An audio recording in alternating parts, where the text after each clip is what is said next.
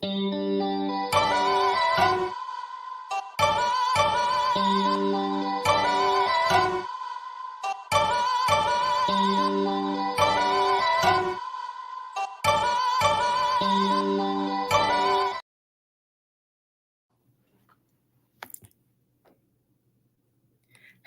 everyone, and welcome to Life Class. I am your host, the fabulous Dr. J, and today we have a special edition of Life Class.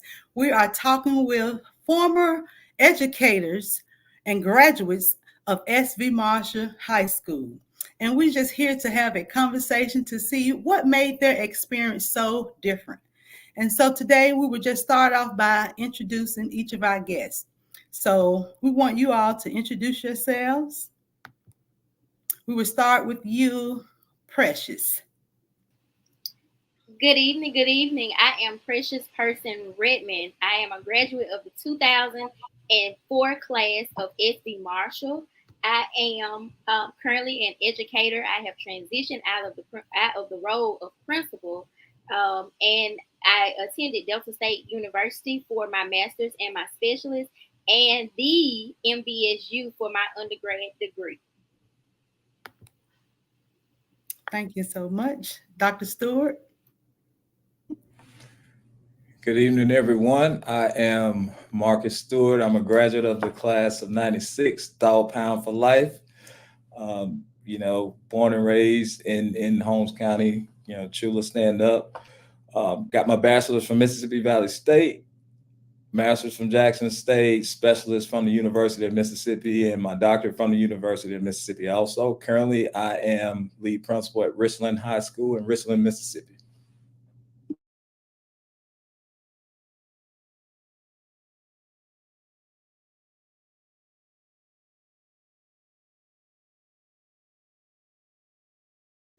It's on you, Hamp. Well, good evening. Torrey Hampton, class of 1995, SB Marshall High School, 95 Live, attended Alcorn State University undergrad, then transitioned to Mississippi State University for my master's in curriculum and instruction, Jackson State University for my administrative degree, and currently finishing up a PhD at Jackson State University. I lead the University of South Jackson and Jackson Public Schools, Forest Hill High School. Glad to be here today. Good evening, everyone. My name is Dr. Marquita Robertson. I am a graduate of the class of 2001 from SB Marshall High School.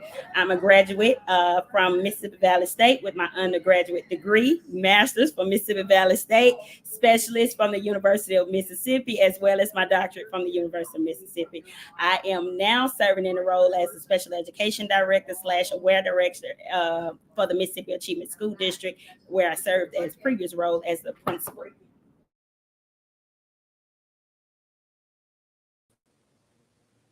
Is it on me? Yes. Hi, I'm Nikita Watson. I am a 1994 graduate of SB Marshall High School. I did my undergraduate at the Jackson State University and also my master's at Jackson State University. I did my ed leadership degree at Nova Southeastern University. Currently, I am the principal at Gateway High School in Fort Myers, Florida. This is my second principalship. I started the role as a middle school principal at Lehigh Acres Middle School, also in Lee County in Fort Myers, Florida. Great. So we're just going to get right into these questions. Can each of you share a brief overview of your journey into becoming a principal and what inspired you to just get into the field of education?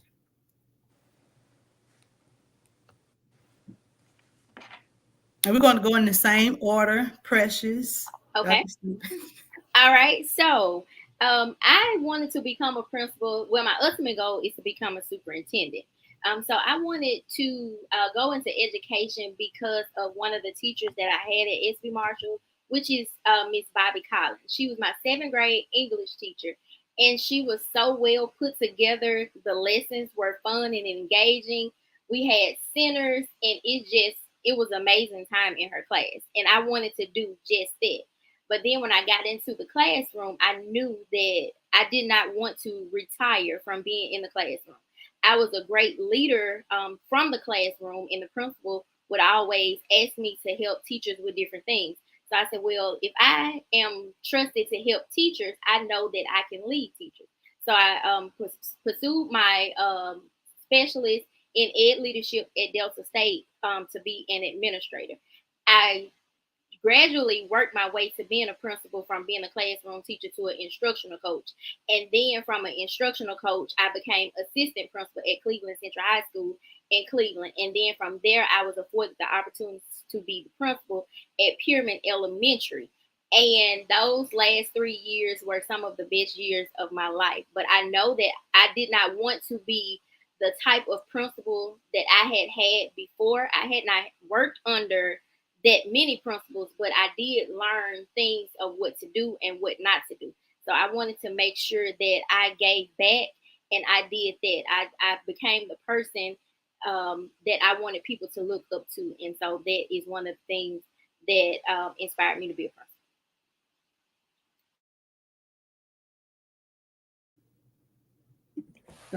So for me, it came, it actually, was basically embedded within me, coming from a family of educators. I started teaching in 2006 in Durant at Williams Sullivan. And ultimately, that's where I fell in love with education.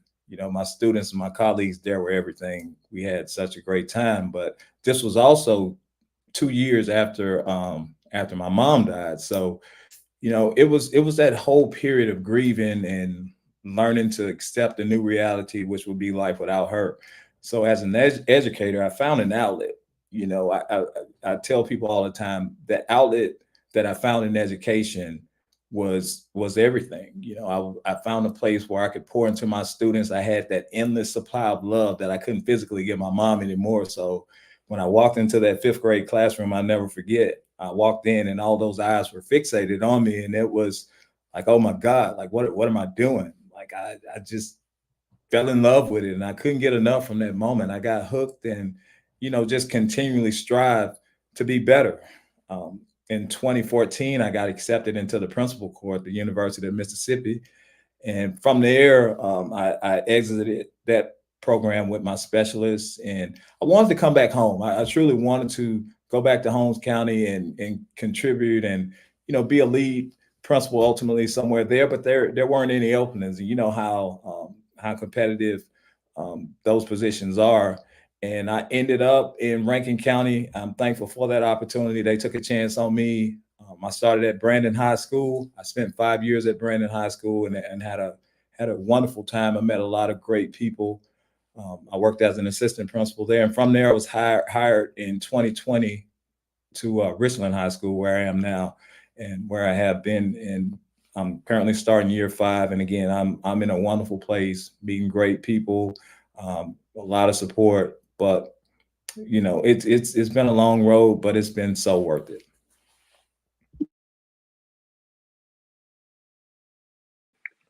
All right. For me, what made me want to become an educator?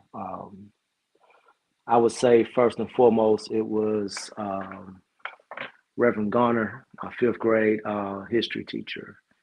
He was the first male teacher that I had. So at that point, I kind of knew that education was the route for me. But before that, at church, Good Hope Missionary Baptist Church in Mileston, Mississippi, I had Miss Dorothy Turner. She wasn't my teacher. She taught at Mileston Elementary, but she was a teacher for me growing up. And then I'm not going to leave out Miss Marie Williams, my 4th grade teacher, she was in the choir at Good Hope, and she kind of mentored me through that route.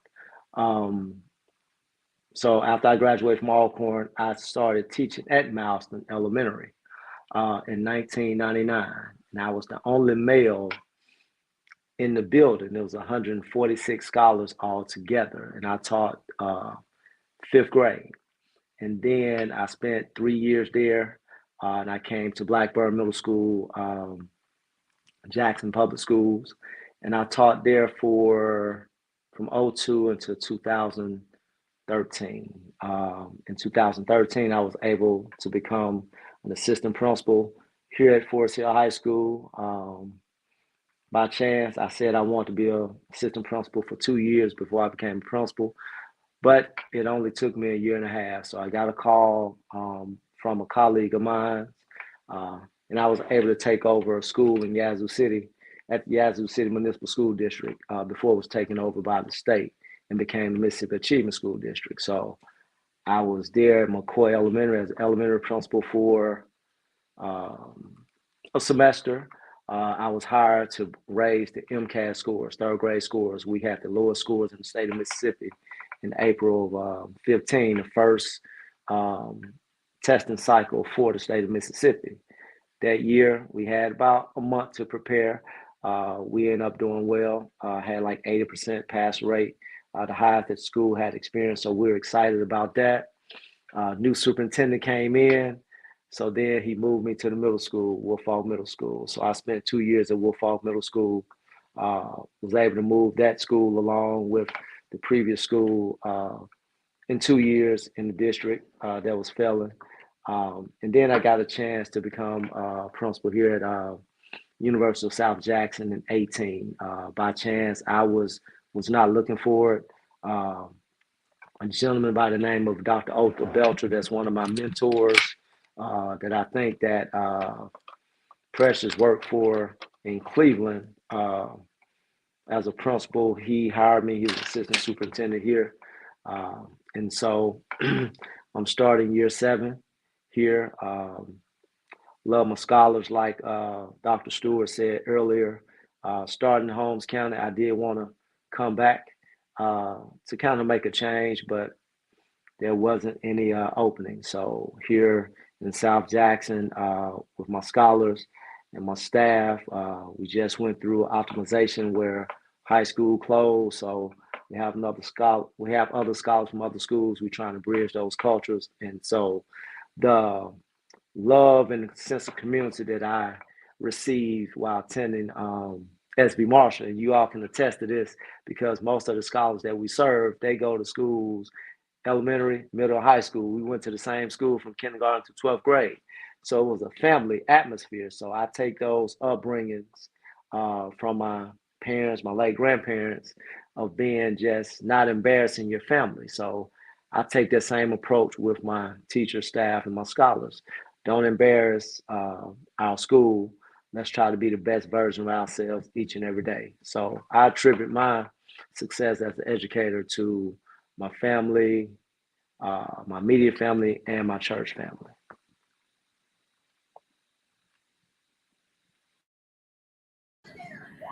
So my journey as an educator actually began at Mouse, and I did my elementary studies at Mouse and had great, phenomenal teachers. As Precious has already stated, Miss Collins was one of my teachers at SB Marshall that was very amazing. Miss Rand, we had several that just really stood out and just really helped me to shape my love for teaching and working with others. My journey was a little different. I did not strive to be a principal. I actually wanted to be a SPED director, which I was, and getting into that and just really working with students with disabilities or students that were just in need of additional supports, and realizing that as in the role of a principalship, that you can not only shape that small population, but shape a bigger audience of working with people, students. And so, just being able to shape the culture of the educators and the staff and the parents at large. And so that really motivated me to really work hard in the principalship. As you stated, I began my teaching journey in Holmes County, really loved it, started in special education, started with just serving as an inclusion teacher, working with primarily boys, students that may have been written aside, but just really watching them to transform into experience a level of success that could never be, and just helping those students to really realize that what they can do. And so, again, transitioning into a principalship, working hard, I had a pre-K first grade school. And so really being that first point of contact for those students as they matriculate through their school journey, helping them to realize success, and working with teachers, because I firmly believe that early elementary is very critical to our student success in helping them to be able to shape that early journey and develop a love for school. And not only that, to be able to support your staff, because teaching is a very difficult journey. And as we know, with the turnover rate, we have to support students, but we also have to support our staffs at large as well, to help them to retain effective teachers and different things of that nature. But I do attribute my experience that I received as a student and as an employee in the Holmes County School District that has helped me to be successful in my current role outside of the district. And I do plan to return to Holmes, because Holmes will always be home for me. All right. So I think education has always been embedded inside of me. And just like most of the panel said, it started, from SV Marshall. And when I was younger, if friends came to my house, we were going to play school and I was going to be the teacher. But I started my educational journey here in Florida. So I was at Jackson State in the master's program, and I was recruited here. There were several different schools in several different states that recruited me, but I never gone to Florida. So I decided to give Florida a try. So I came down here and I started teaching. I was only teaching for about 3 years. And the guy who recruited me told me, he said that I didn't hire you to be a teacher, I hired you to be an administrator. And then I got pressure from my dad as well. And then some of my students, said that they saw me being in a leadership role. So at the school that I was at, I was promoted to an assistant principal. So I was in that building for a while, for about 8 years. And I became assistant principal for curriculum. And then I got my first principalship at a middle school. And I helped to change the culture of that middle school. I was there for 5 years. And then I got the opportunity, a dream opportunity, to open a school. So that is something that I never thought that I would do. But I had the opportunity to start from scratch, build a school from the ground up. I was there when we broke ground. I got a chance to pick out the programs, the colors, the furniture, absolutely everything. And right now we are the second largest school in the county. We have the highest school grade in my zone, the third highest school in the district. And we are a Title I school. We're the highest graded Title I school in the district. Oh, wow, man. When I say this is a lot of experience, and just hearing you all story is so inspiring. So we just go on to the next question. What have been some of the most significant challenges you have faced as principal? How did you overcome them? Well, I would say when I first became principal, it was 3 years ago, and I was asked, as Tori mentioned, by Dr. Belcher and Dr. McCarty. They called me in and they asked, Ms. Redmond, we have been, watching you, and we want to offer you the elementary school. And I was like, no. And so they both looked and they were like, why not? And I said, well, I don't like little kids. And I have 2 kids of my own. And so they was like, well, Ms. Redmond, you have 2 kids of your own. I was like, yeah, I know. I have to deal with them because they are mine. But I don't like little kids. I started off in high school, and then I taught middle school as well. And all of my experience was either in high school or middle school. So I did not want to work with little kids because they cry, they have runny noses, they always want to hug and all of that. So I did not want to take the opportunity. And they told me, well, go home and talk to your husband about it and see what he say. So I did, and he said, take the opportunity. So I called them the next day and told them, they was like, okay, when can you come sign your contract? So I started, we were going to school until June because of the pandemic and all of that. So we didn't get out of school at our normal time. So we transitioned. When I transitioned into my new role as principal, I basically started with a whole new school of teachers. I had 9 new employees, and mind you, the school was very, very small. So that was a challenge in itself for me being a new principal. 9 new employees, which included a new first grade teacher, new second grade teacher, 2 new fourth grade teachers, 2 new fifth grade teachers, 2 new sixth grade teachers, the speech pathologist, and 1 new SPED teacher. All were new, plus myself. Then going into elementary, which was a unfamiliar territory, that was a very, very big challenge. But we worked together and we formed a bond. We were a family, and I had a very high retention rate. Each year there was only one person that did not sign their contract, and those people are still there to this day. So the challenge was to start in a new position in an unfamiliar territory, being new yourself, and then having a total new staff, and being able to make sure that teaching and learning was taking place, and that exactly is what happened.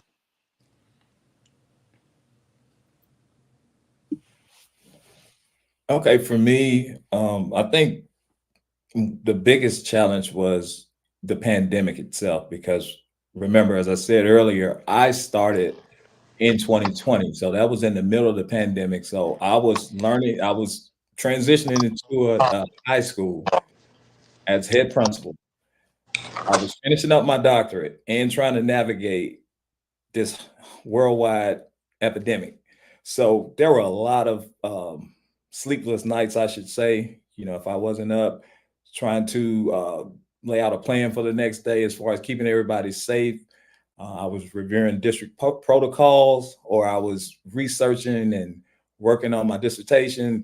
It's just a lot going on. But at the same time, it was a blessing because, I want to give a shout out to this panel because this is so cool to be on here with my peers and people I grew up with, walking up and down the roads, hanging out in front of Carlton's Stove. Shout out to Carlton's Store. It's just so cool. But to have that in my background and have that in my peripheral, it's like, I can't lose. Like I came from a place where people gave us little to no hope. So how could I ever find myself crying or complaining about an opportunity many wouldn't get? Like transitioning to Rankin County, it was a change of dynamics for sure. It's no secret, again, that Holmes County is habitually or annually within the lowest ranked counties in the nation, not just the state. And when I tell people this, a lot of times they look at me funny. And for me to be in Rankin now, that's like a far-fetched, it's like a story almost, like a HBO story or something, because I could never envision it.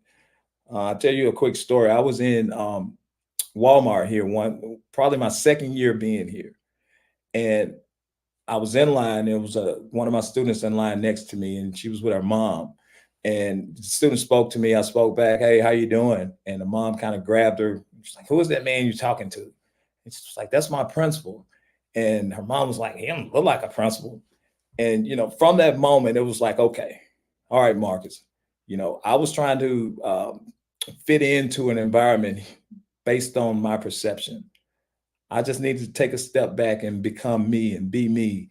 And after I was able to take that step back and gather myself and accept me for who I am and where I came from, and use that as a badge of pride, things quickly changed. I had so much going in my favor that I didn't realize. A lot of people couldn't associate. They couldn't connect what not having resources looked like. So I went from a place as a teacher where I didn't have a lot to coming here where, we have an abundance of things. Like there is not a lack for anything. So I had that perspective in my back pocket. I can navigate any environment. I've seen what it looked like to be in environments where you don't have. So all of those different things that started out as challenges, actually end up as strengths. And until this day, I draw from that well all the time, and it never is lost upon me where I come from, because, again, we all know what it looked like, and we all know what where we came from. And to be on this stage right now, sharing this knowledge is an honor for me, and I'm quite sure you all feel the same. I don't even know how to go behind those two stories, but I'm gonna try. So the biggest thing for challenge I've experienced in lead principal is trusting people. Stuart just said something about a scholar being in Walmart, but I have to go back to 2001 when I was still teaching in Holmes County, and I lost my dad 7 March 2001. I was finishing up my master's in curriculum instruction at Mississippi State, living in Chula, and my scholars, I had 27 scholars that year. And those parents, a lot of the people that I had sat at the carton store with or went to the park, play ball with, a lot of them were parents or a little bit older than me. They brought those kids to me, to my house each day. And those scholars got me through that ordeal. And by saying that, or by doing that, I learned that one word in education conquers all. That's love. Love what you do, love each other. And so I took that, and each principalship that I've taken, the one in Yazoo City, when I grew up just 15 minutes from down the road, and they called me an outsider, but it was the love I had for the scholars and the teaching staff that was there that helped us those 2.5 years that I was there. And then coming back to Jackson Public Schools, it was not an easy transition. Coming in, you all know if you're a high school principal, you dealing with numbers and that's not yours. And so I have to give shout out to my current boss right now, Miss Marsha Thomas, and then a lot of my colleagues that I work with now that help me, the high school principals, that help me do that. And I have to trust them to have my best interest at heart. But back to what Precious Ann Stewart said, I had to be grounded in those lessons that I learned. A young man from Chula, Mississippi, who chopped cotton, who had 2 kids by the time I was 19. If I did that, if I navigated through Chula and did that, I knew I could do anything. And so being a principal got a little bit easier for me because, as you all know, I'm willing to bet that you all say the same thing. I was in the military for 17 years. All my travels in the military throughout this country, everywhere I've gone, someone has told me that they know someone from Chula. Now, we come from a town less than 3,000 people, no red light, and everywhere I've gone, someone has told me that they know someone from Chula. So it's power in that. And so I can't speak for how Chula is now, but I know how Chula was back in the day up until 95 when I left. But everyone looked out for each other. Everyone cared for each other. So I took those same traits in principalship, caring for my scholars, caring for my teacher, and then letting people know that we're not going to agree all the time. It's about this work. And so keeping our eyes on the prize, having a laser-like focus, those are some of the things that helped me overcome the challenges I face since I've been lead principal since 2016. Okay. So I began my principalship the year that COVID hit. And so that in itself was challenging, just trying to navigate that when you're working with pre-K, kindergarten, and first grade students, along with an ancient staff, and saying, okay, how do we do virtual learning with the youngest of our scholars? And then helping, our parents and daycares and different things of that nature. And so the challenge was really trying to execute a plan because we had an initiative.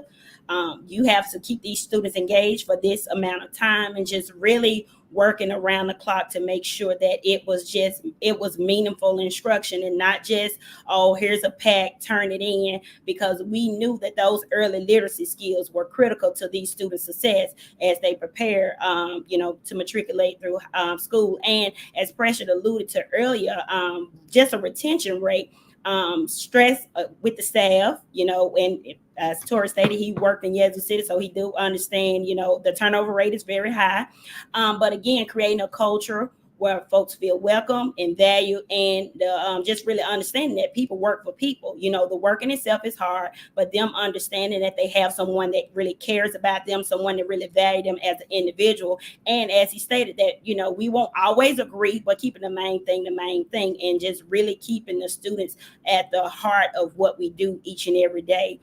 It's not always easy. There are days when you go home and you stretch your head and you come back and say, hey, well, we have to revamp and regroup, but still, again, realizing what the mission is and keeping in mind that even on your most frustrating day, what you want for you. If you have children, what you want for your personal child, that the parents send out their children to us every day, and that's what they're expecting for their children. So just keeping that as their forefront. Okay. So my biggest challenge was when I first became a principal. I was principal of a middle school. Everything about the school was challenging. The way the building looked, the staff, the teachers, the support staff. When I got there, I was like, am I being punked? They were challenging me. I was spending most of my time meeting with staff instead of focusing on teaching and learning. So I really had to do a lot of work to get the right people into that school and get the wrong people out of that school, because it was a great school, but they had some staff that were there who was really keeping them from moving forward. So I was able to come in and to get the right people on the boat and move the boat forward to come up with a common language for teaching and learning. We became a national demonstration school for Abbott, so that brought in a lot of community support and community recognition. But that was tough, and then as a new principal to deal with that, and then being a woman of color as well. I'm in Florida. This is a huge district. We have 100,000 students in this district, maybe 65 different schools. I'm the newest high school, so we have 15 high schools, 22. I'm sorry, y'all. This is my dog, Marley. Stop it.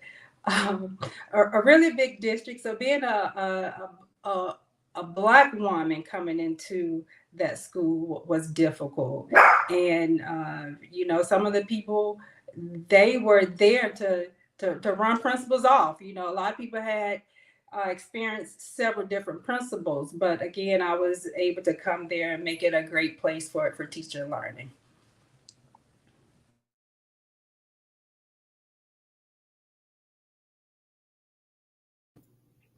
So Dr. Terry Ross has joined us. We're going to let him introduce himself and tell us how he got into education and just a little bit about himself. You got the floor, Doc. Thank you so much, and thank you for inviting me to be a part of this esteemed panel. Can you all hear me? Yes. Great. I'm at Lemoyne College this evening. I'm an entrepreneur now, so I'm no longer in the principalship or the school district. I am supporting principals across the country. But what I'm doing now is I'm supporting athletes and colleges, athletic directors, with helping their athletes develop a growth mindset and social emotional intelligence. So I am the new growth mindset and social emotional intelligence coach at LeMoyne College. That's a part-time role that I'm taking on, and I'm very excited about that. And that's something that started with me as a principal. I became a principal in 1999. My first principal job, it started with me coming back to Chula, and my wife and I, we started a small organization called the Mid-Delta Institute for Cultural Survival, where we were working with the schools in Chula to develop parent involvement. And I'll never forget how great Powell Rucker and Dr. Percy Washington, how they just allowed us to come in, make copies, have access to the parents, and just really do those things that we did in Chula. And of course, my father-in-law was a supervisor at the time, so we had access to the to the senior citizen building. And so I did those things, and that was, we were doing that free of charge. I had no idea what my next steps were gonna be. My mom had just died, and I was really kind of lost. But what I have found out is that giving is really getting, and that by me doing that in Chula, my next job was a principal's job. I was scared to get the keys to the building. I was 27, 28 years old, and I became principal at Broad Street Middle School in Shelby, Mississippi. And my wife became my school counselor, so we were there together as a team. But I tell you what happened in that year, we became one of a school of character for the state of Mississippi, and we won the award for that. And we just put a lot of work in. But what my models were, like Mr. Glover, you knew that with Mr. Glover, Ms. Walker, Mr. Stewart, those were the principals that I was under. They did everything before they suspended you. You didn't get a suspension because they wanted to make sure that you were in school, because if you were in school, you were learning. And I took that same mindset with me. And my second year in Shelby, Mississippi, my wife was like, look, we grew up driving 80 miles to get where we needed to go. Let's go to Memphis. I said, they're not going to hire me in Memphis. She said, well, I see 10 schools open up there.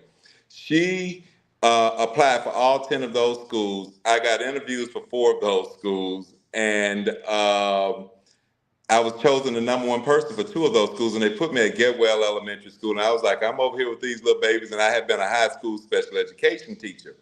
And I was over there now with these little babies at the elementary school, but that was the best place for me, because now when I moved back to a high school as a principal, I understood that those 16-year-old boys was missing the same thing that those kindergarten boys missed. And there was somebody to believe in them. And I had examples of that from Chula, somebody to believe in you. And I can just go on and on with my teachers. But I really loved my English teachers. And I can remember Miss Bennie Mae Thomas. If you were in her room, you were going to be able to spell and you were going to read, because she had 3 little rulers taped together that she would put in the middle of your hand if you didn't do it correctly.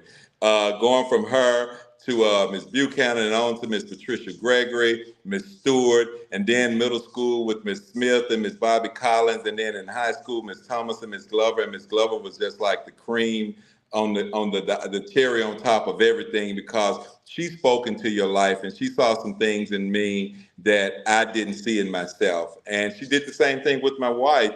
And we both talk about that now. So having people to believe in you, having people to speak into your life and give you that next step, I mean, it's just amazing. And then I have to go back to my mom, who was a Head Start teacher.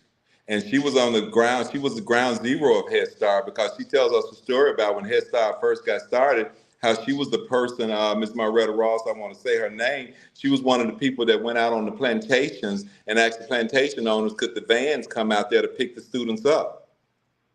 And so that took courage, but that's where she came from. I found out later that my great-grandfather, when they burned down the Rosenwald schools in Liberty, Mississippi, that him and one of my uncles, they went down to the military base that was closing, and they asked for the wood that was left, and they sold it to him for $5, and they built a 1-room schoolhouse, and he became the first trustee to the first Black trustee on the board in Amite County, Mississippi. So, and I was wondering, where does this burning in me come from? Education, this passion? So it's in my blood. We're teachers. And I enjoy doing it. I love doing it, although I'm not in the school system now. I just finished speaking to about 100 athletes at LeMoyne College about being great and what it takes to be great, and that loving yourself is going to repel people who disrespect you, and that you need to set boundaries. that you need to let people know who you are, because see, people want to meet you at the space of your life where they think that you were broken. And that becoming whole is a whole process. And I know this doesn't have anything to do with the principalship, but it was my journey into the principalship, because I've never been a principal or taught in my hometown. I became a principal in another city. So I've always been a guest, and I always had to find my way. And finding my way was not easy when you're a visitor in someone else's city. And Memphis Shelby County Schools, that's 110,000 students. It's the 21st largest school district in the country. And so you're talking about, it can get kind of tough when you're in large spaces like that. I heard one of my colleagues, Nikita, who I've learned from, Ms. Carthen, who I've learned from, Ms. Watson, who I've learned from at AVIC conferences. I sat in her sessions like 2 or 3 summers in a row, and she is a phenomenal administrator. She's a phenomenal teacher and a phenomenal leader. So that just, just added to it, that knowing that we're coming from Chula, from one of the poorest states and the poorest counties, but we're out impacting the world because we believe and because we had that type of example. So to be on this panel with my esteemed colleagues from the state of Mississippi, from Chula, Mississippi, and Dr. J, that you put this together, thank you so much. This means the world to me. That, I'm so grateful to be able to share with my colleagues and to learn from them. So that's why I was running late, y'all. I'm over here still teaching. I'm always somewhere. They say he thinks he's just always telling somebody something. Well, I'm a teacher. That's what I do. I read books, and when I read books, I share it with other folks. So I hope that what I talked about answered your questions and shared a little something that may help somebody to move forward. Well, thank you so much, you guys. This is so wonderful, and we're just going to jump around with these questions. I see that we have several of our former teachers watching. I saw Miss Garner come in it. I saw Mrs. Patricia Gregory come in it. So we're just going to go ahead and talk about some of the amazing teachers that we encountered at SV Marshall. Name some of those teachers and how they influence you.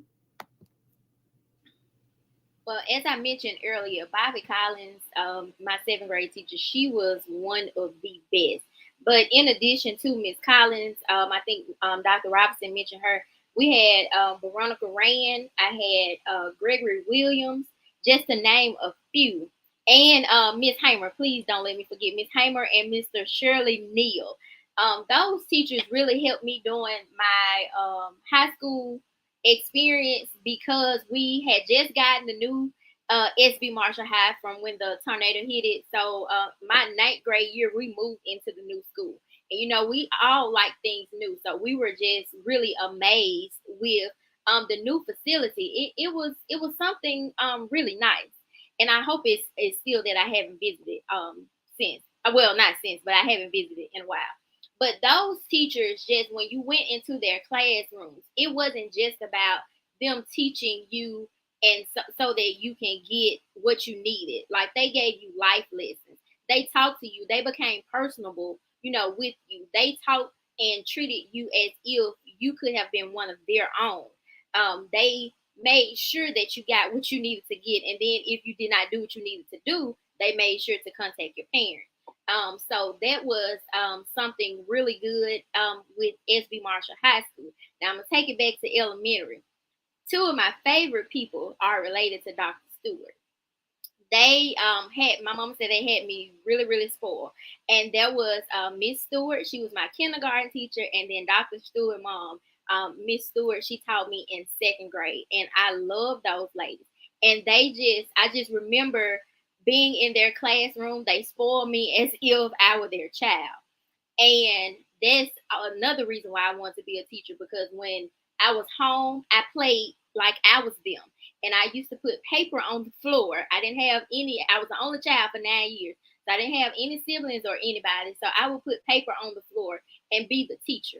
And I would do the things that they would do in the classroom. And I think I just learned how to be a teacher from watching them. And, when you're young, you're very impressionable. So those ladies and a couple of guys, they played a very important part of me wanting to be in the education field.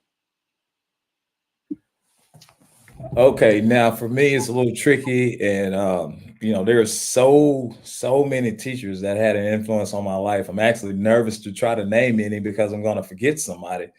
But I think the first person that resonates the most is Miss Dykes. She was the one that spoke constant affirmations over my life. Miss Marie Williams, like Mr.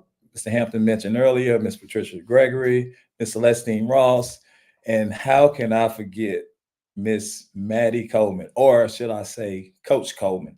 And she was the one that told me I'm destined to be an educator. And I told her to her face, there is no way I'm going to follow in this career, because I watched my mama do it. I watched my uncles do it. I wasn't going to be an educator. And you can imagine my face and how that conversation went when I had to go back and talk to her and say, I'm in education now. And, just to see her face light up, that was amazing. But still in all, my biggest influences over my life and career was none other than my uncle, who was a principal. But the one that I came home to that Precious referenced earlier, my mom, she was everything. And I'm, try not to get choked up hearing all those great things, but she was the ultimate educator. I studied my mom. She constantly worked on her craft, like often, grading papers, planning lessons, just the investment that she contributed. I mean, she gave so much to this career. And until this day, I'm still approached by people who were impacted by her actions. And it's very heartwarming. And, I can't say enough of her impact. I can't talk about it enough, and all these other teachers. So if you're watching now, any teachers that ever taught me, I'm sorry that I omitted you, but just know I love you all, and I appreciate everything that you've done for me and my colleagues. Dr. Stewart, hey, you took the easy way out, but I appreciate that in true Chula fashion. But it's a plethora of teachers who I can shout out. And I'm gonna start out with my kindergarten teacher, Miss Scott. I can still remember our graduation in the white robes. Then moved on, Miss Celestine Ross, second grade teacher, and the teacher aide, Miss Love. You all know when we had in the cafeteria, when we had like the salad bar, Miss Love used to always let me get those salads. So I really, really liked her. Then third grade had Miss Garner. Um, Fourth grade is when we first started changing classes. And so I was with Miss Marie Williams. She taught English, and we transitioned Stewart to Miss Dykes' room, and Miss Dykes taught math. I remember Ms. Dykes had called us on the board for division problems, and that's what really made me become a math teacher, the math teacher I am today. I remember Lakeisha and Lakeisha Jackson, twins I graduated with. They got a whooping from the time we were there till we left because they couldn't get that problem right. Then they could, hey, look, it was like, wow, we better learn our multiplication table. So learned it then. Sixth grade, Miss Gregory, Miss Mullen, they were great. Sixth grade, and then I can't forget Mr. Stewart as the elementary principal. Dr. Washington, when Dr. Washington came, he really showed me what an educator should look like as relates to an African American male. He didn't teach me, but he taught me a lot of things that made me the man I am today. The late Coach Large, that man was so hard on us, but he really, really taught us the game of life through the game of basketball. Miss Glover, I remember English. She taught English. Can't think of the home ec teacher. I think can't think of her name, but kind of short lady. Miss Lewis. Miss Lewis, yes. She was very, very particular about how you came in that room, learn how to cook. And then the little French that I know, Madam Burns, she really helped me. So it was a lot of teachers that I had at SB Marshall High School that that really, really impacted me. And Stuart, you said Miss Coleman. How could I forget Miss Coleman? She was not only she was an advocate of African American males, but she really um, affirmed a lot of things that you received at home, but she did it at school. She was like that mother figure, and not just her, all the other teachers that I named earlier. And then last but not least, um, probably the hardest class that I ever had in high school. It was biology, Mr. Large. You knew that you had to bring your A game every day in that class because he didn't play at all. So high expectations from all of those teachers, but most importantly, the love that they showed through their actions. Not their words all the time, but through their actions that made us know that they really, really wanted us to succeed. And I see, based on everybody on this panel that went through a lot of those teachers, that they did a really, really good job. Well, I think I talked about all of my teachers the first time around, but those are all of the women teachers that I had. I talked about English. I was in Ms. Benny Mae Thomas' room for 3 years. They did something I didn't find out until I became a principal, that it was called looping. And that was just a beautiful thing, because you imagine being in a public school and for 3 years in a row, every day you stood up and said, John, 15th chapter, 1st through the 3rd verse, in my Father's house there are many mansions. If it were not so, I wouldn't have told you. That was like going to a private school right there. But the first male teachers I had was Coach Kemp and Mr. Garner. Those were the first male teachers that I went to, because the rest of my teachers had been women teachers. And that was just a great experience, because when you talk about science, you have to think about Mr. Garner and the foundation that he laid for us in 6th grade before we got into middle school and high school. And then Coach Kemp with math, you were going to know some math in his room. I can remember one time he was going to whoop us if you failed the test, and he called me up to get my whooping. And I asked him why. He said, because you made an 85. And that was called expectations. I took my licks, but I didn't think it was fair. But it lets me know that if you can do better, if somebody expects something out of you, you need to do it, and you need to put forth your best effort. And then I go on to Mr. Joyce. Now, Mr. Joyce, the ultimate science teacher. I mean, this guy was just amazing. I loved myself some Mr. Joyce. And Mr. Macklon in middle school, Mr. Macklon was just that teacher that get it done. Make it happen, So, and all of those were just great models for me as I became a teacher, as I became a principal, because sometimes you can just take stuff too serious. You need to take a step back sometimes. You need to take a step back, because you're in school all day long. The children are in school all day long. There's no way you can retain all of that information. And as a principal, the way my schools achieved was I made sure that we had time to step back. I made sure that we had time to have fun. And I was that principal that the teachers would get mad at, because I was always scheduling something fun to do.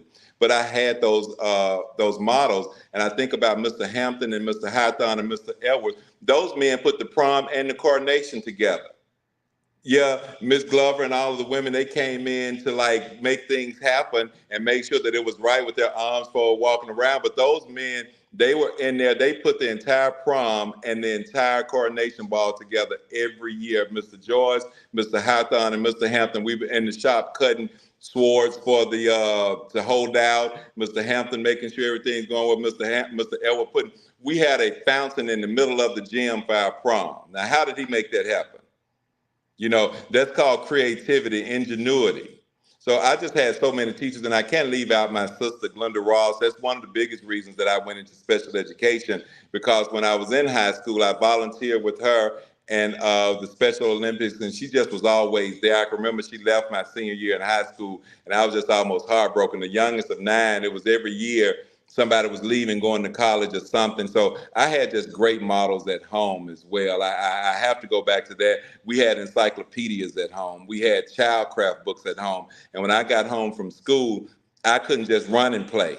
I had to read for 30 minutes every day. And I thank God for that, because there's a rule that says if you do anything for 18 minutes a day, you're going to be better than 95% of the people in the world that's doing that. So imagine me reading for 30 minutes a day. Now, there were days that I pretend I was reading, and especially once I got to high school. But that's why I say to parents, make sure that your children are reading, make sure that they're doing something. But as far as my teachers, I can just go through all of them, because nothing is ever happening to you. Something is always happening for you. So even the teachers that we didn't like in middle school, oh boy, Miss Velma Smith and all of the boys would go head to head. But by the time you got to high school, you loved her. But she understood the power of Black men reading. She understood the power of Black boys commanding standard English. And she was not going to let us do anything but our best. So yes, she came at you, and she came at you hard, and she was not your friend until you got to be maybe like a junior or a senior. And I loved myself some Miss Velma Smith, and she was also a Jacksonian.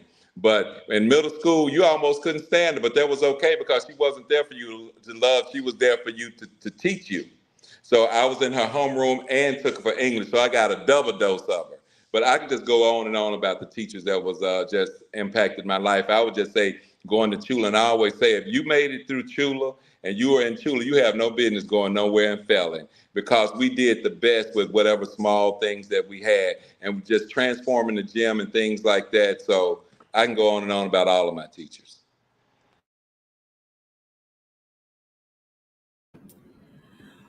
Well, for me, I began with kindergarten. I had Miss Queenie Denton. She basically laid the foundation for me, just in terms of high expectations. I should say all of my teachers played a great role in who I am today. We had Miss Jackie Noah, Miss Turner, Mr. Henry Lodge, Mr. Terry Lodge. I remember just that Mr. Henry Lodge, I'll never forget it. My first paddling, only paddling, I forgot the femur bone, and you had to know all of the bones. And I got a paddling for that, and I never forgot that from this day. I'm not mad about it, but he had high expectations for me. Miss Burns, Miss Rand, and just say Miss Garner, Mr. Kemp, Mr. Bracy. If you didn't study for anything else, you was gonna study for those math quizzes, or you was gonna be prepared for that whooping. But again, it was to make sure that you came prepared to learn. Miss Stone, Mr. Collins, principals. We had Dr. Washington. I had Mr. Stringfellow. That was one of the first male, like I said, that was my elementary principal, but still to this day, I still remember the foundation that he laid. Mr. Garner, like I say, I think I had a teacher, Miss Jackie Williams. She was from Malston. Miss Rand, Miss Burns, and Miss Odom.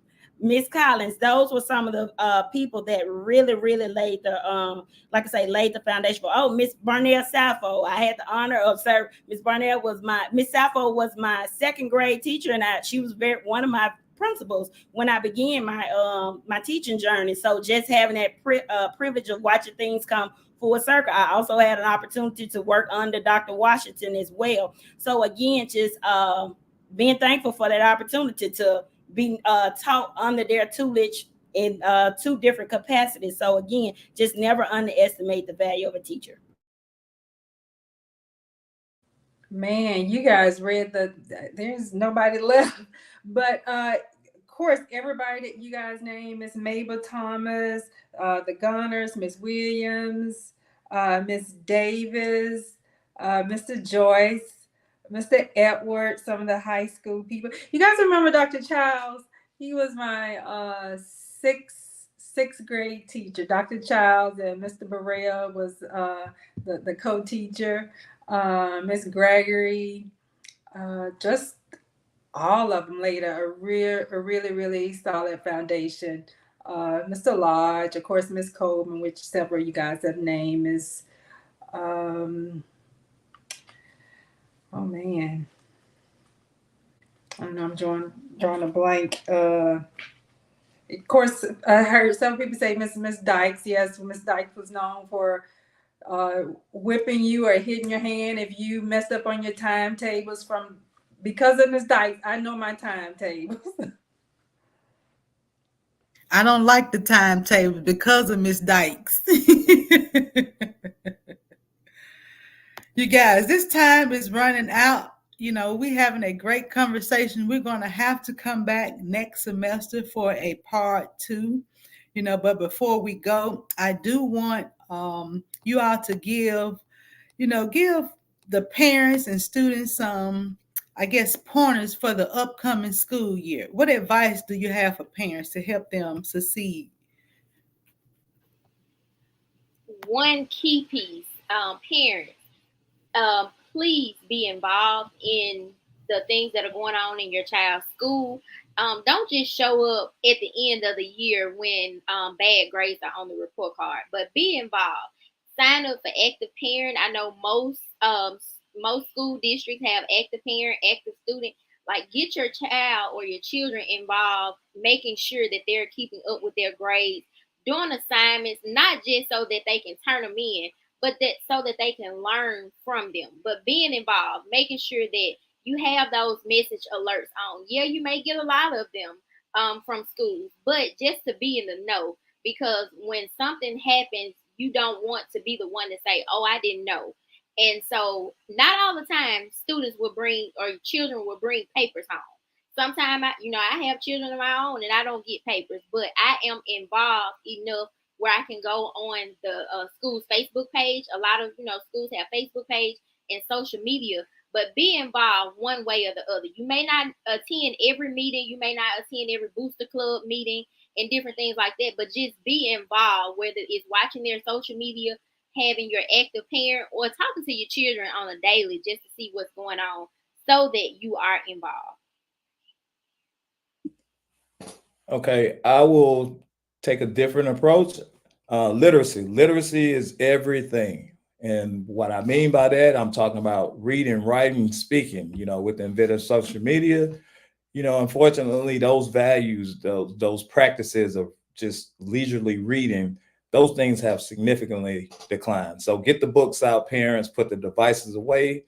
Statistics show that the more words a kid knows, the greater their chances are for success. It helps them in so many ways that you couldn't even imagine. So literacy is the key. More words equal greater comprehension.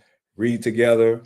When you encounter words that you don't know, write them down. Let that become an assignment to discover the meaning of those words. How they going to be used in sentences? How can they expect to encounter those words again? That, and I need all the parents to pull up a seat. The experiences that you had in school back during your time, they're gone. No school since COVID, no schools are the same. Every school has changed. So if you're holding hostility towards things that happened when you were in school, those days are long gone. Teachers are there to help your kids. They want to help your kids. I don't think people go into this profession just to intentionally abuse kids, because that's a quick way to get into some legal issues, and nobody wants that kind of smoke.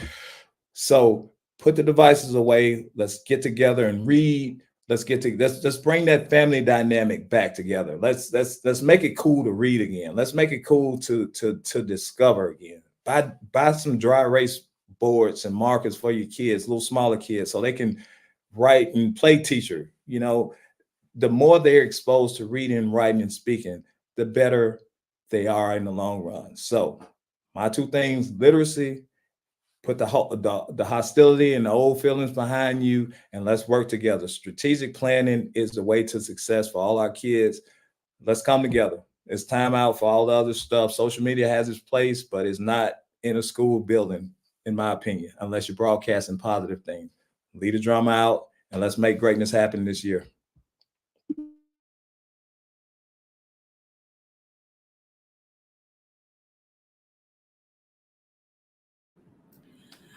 So my word of advice would be to parents is to add on to what he stated, is just to realize that teachers, that you and your teachers, your child's teachers should be partners. You all may have a different view of it, but it's really both of you all have the same goal, is to make sure our students are successful. Please don't take offense when your teachers are telling you that they have identified some deficits with your child or different things of that nature. Yes, your child may be, they may be very well-rounded in some other things, but just as well as their strengths, They may also have some weaknesses or some areas where they need additional supports. The earlier the detection, the greater and the earlier the intervention, the greater the opportunities to help close those gaps. So as your children are taking those diagnostics and all of that information, please don't just throw the paper to the side. Look at that information. If you have questions, ask your teachers of different things. Then the earlier you get the interventions, the greater the opportunities to help your child to be successful. As you say, no teacher is there to purposely hurt your child. Their job is to make sure that they're moving all of their students. So please help them help your child. And then if nothing else, give your child have the talk with your child and help them to know that respect is due all, the same respect that they would give you if you were teaching, to give it to their teachers. And we all know that children have a tendency to be children when they're outside of our presence, but our teachers deserve the utmost respect. For some of our teachers, they only have 50 minutes to cram the standards or whatever their lesson plan have. Some classes is 90 minutes, but they have a hard charge, and that is to make sure that they are giving the students what they need in a short amount of time. So time on task is critical. Help your child to make sure that they're not a part of the problem and that they're actually there to solve or to be able to master whatever the content is that's being put before them.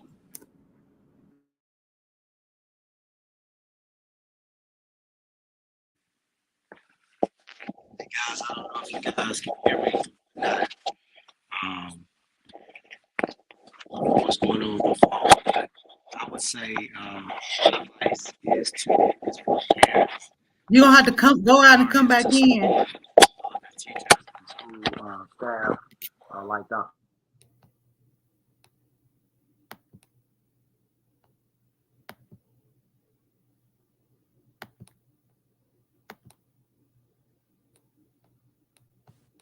I don't know what was happening. I don't know if you guys can hear me, but for parents, I would say stay engaged. Most schools have apps now where you can check grades and attendance and all of that. I would definitely encourage you to have that on your cell phone and check that just like you check social media. And keep the expectations high for your children. They rise to the level of your expectations.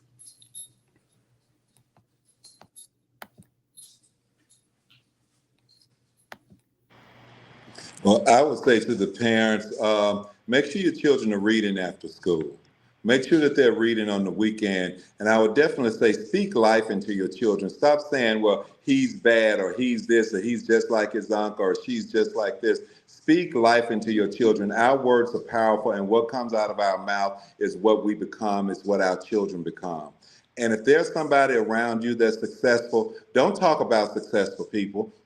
Your children, if somebody's successful, they should think there's something, because what happens is subconsciously when you're looking at someone successful, because we still have first generation college students coming out of families that's going to college.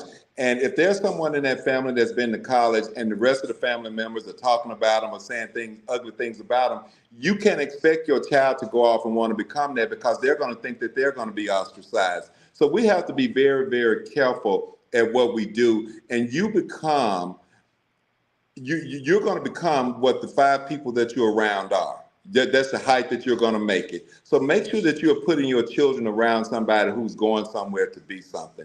Make sure you're putting your children around people who have goals, who are trying to become something. No one wants to be ostracized. No one wants to be left out. So speak life into your children. Teach your children how to do chores. No child should be able to come home, drop their book bag, and leave. Research shows that children who are taught that have chores growing up, they have to fix their bed, they have to cook, they have to wash dishes. Those children are more settled in life because they know how to manage when they're out in the real world. Children, also the 4 most important words that you can say to your child is, I believe in you. And how you show them that you believe in them is by holding them to some standards. Making sure that they are doing what they're supposed to do, not by going out to the school and jumping on the teacher when the child says something, but by finding out what's really going on and making sure that your child is doing what they're supposed to. So speak life into your children. Give them positive affirmations to say, like, I love myself. I believe in me. I am successful. I am wonderful. I am beautifully and wonderful made. I am made in the image of God. Where I stand is holy ground. Those are the type of things that we need our children to understand, because that they can understand that if God made them in his image, that they are a representation of God. So speak that into your children. That's what I would say, and help them to understand that they are the total sum of the 5 people that they hang around. So if they're hanging around people that's not going anywhere, that's probably where they're going. So monitor their friends as well. And thank you again for giving us an opportunity to do this.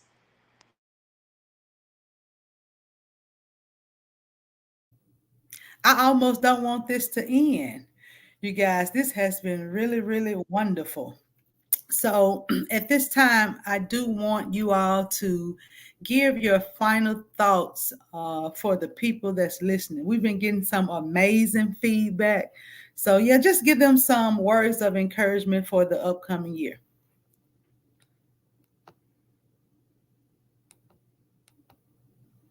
You're muted. One thing I always say is do your best. Your best may not be the next person's best, but do what you are capable of doing and put forth your best, put forth your very best effort, and things will work out for you. You know, one of my favorite all-time quotes is from James Baldwin, and he said, "You must consider what happens to a life which finds no mirrors. You must ask yourself about your own life and how and by what means did you arrive at whatever identity you now think you have." Holmes County, SV Marshall, those mirrors reflecting us today. We're the people that we saw back then in them. And I'm grateful for the opportunity to share tonight. I thank you all, and I hope you all have a great school year. And Holmes County, you're on your way. I see the great things that you're doing. Keep striving and keep working hard. I'm proud of you, and I'm proud of the efforts that you're putting in. Shout out to Antoine Patrick. I mean, good work down there, brother. I'm praying for you, and we're here for you. To back those sentiments, something that I live by ever since I became an educator is all scholars can learn, succeed, but not on the same day in the same way. So everyone has the possibility of being educated. Everyone can succeed regardless, but as educators and parents, we have to find what works for our particular scholars. I hate that I missed the first segment or the last question, but if I may, Dr. J, you said some advice to give to Of course. Yes, go ahead. Support your teachers and staff. That's first and foremost. Secondly, is spending time with your particular scholar, especially when they become high school. That is the most pivotal time.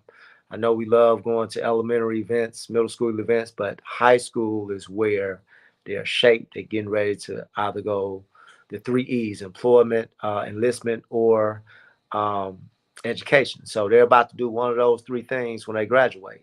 So you really need to be very, very involved during that time, because if a scholar wants to be successful, the only thing they have to do, like all my colleagues said earlier, if reading is fundamental.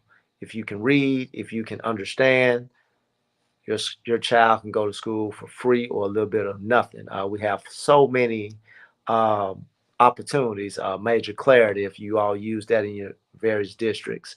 But all scholars can achieve. And like Dr. Stewart said, Holmes County, I know a lot has changed from when we were in school almost 30 years ago for me. But we got to get back to being a family and loving each other, because some of the things that's going on in our community is affecting what Principal Patrick and his staff is trying to do at Holmes County Central. So we have to bind together and start being adults. When I mean, I'm talking about the grown people. Start being adults and start being the leaders that you want your children to emulate each and every day, because it starts with us.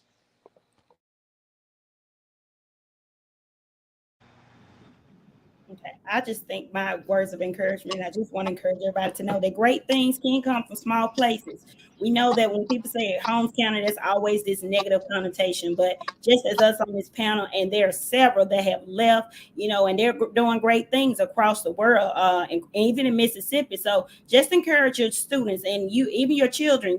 We know that there are lots of people with great talent. So whatever, don't be ashamed. We're from Holmes County, yes. And there are so many hidden talents here in Jules. And so help your children to discover what their true talents are, groom them, help them to know that, hey, yes, there are some that's going to venture out, and there are some that are planted to be here to give back to the community, and that's fine. But just help them to stay on the right path and to not, just stay the course, stay out of trouble, stay the course, and to do whatever God has purposed them in their heart to do. And my advice would be just good old-fashioned hard work. We have to really instill hard work into our students, and also help them to find out what they want to do after high school. Most students fail because they have no connection to the future. So start having those conversations. It is never too early. We always have the conversations when they're young. What do you want to do when you grow up? But then somewhere along the way, we stop having those conversations. So again, the middle school, high school, keep that connection to the future there, and the success will come. Yes, and just piggybacking off of Ms. Watson, that parents, it's important that you keep learning. It's important that you keep growing. Dr. Maya Angelou said, never take a shirt from a naked man. And what she meant was, you can't give a person what you don't have. And we got to love ourselves. So if you don't love yourself, how can you show your children to love themselves? Or how can you even fully love your children? If you're not reading and growing, how can we expect our children to continue reading and growing? I saw my mom reading the newspaper all the time. She made us read the newspaper. So I plan on living till I'm 120. So it's a lot of stuff that I got to still keep learning and growing. If I'm going to be around here that long, that's another 70, almost 70 years. So things are changing at the speed of light right now. So parents, don't you stop learning. Don't you stop growing. Speak life into your children and be the model of what you want them to be. Our children are sent here to teach us something. And I've learned so much from my daughter, because how could I teach her to have a growth mindset and to take up space and to know that she's worthy if I was walking around believing what people said about me or believing the things that people called me? So I had to step up my game if I wanted her to step up her game. So be the model that you want your children to be, because they're not going to do what you say. They're going to do what you do. So start right now in your home. When you go to the store, at the Dollar Tree, whatever, if they want some toys or some snacks, go over there and buy them a $1.25 book. They have books in the Dollar Tree. So whatever, don't always just get them games and toys and the latest clothes. Get them some books and make them read. That's going to be the key. Vocabulary is our currency to the world. And I've been running this mouth. I got a lot of whoopings about running this mouth, but this mouth has taught me to a lot of six-figure jobs. And I appreciate that. So the more words you have, the better off that you can be, and the more that you can access the world, because vocabulary is our currency.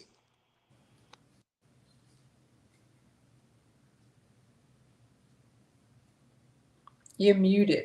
Yes, yes, yes. Oh my goodness, you guys. This has been wonderful. Tell me how y'all feel after this wonderful discussion. Amazing. I'm not nervous anymore. We definitely have to come back and do this again next semester, you guys. This has been wonderful. We have gotten so many comments. I thank you all for sharing your experiences. I thank you all for, just going out and serving the community every day.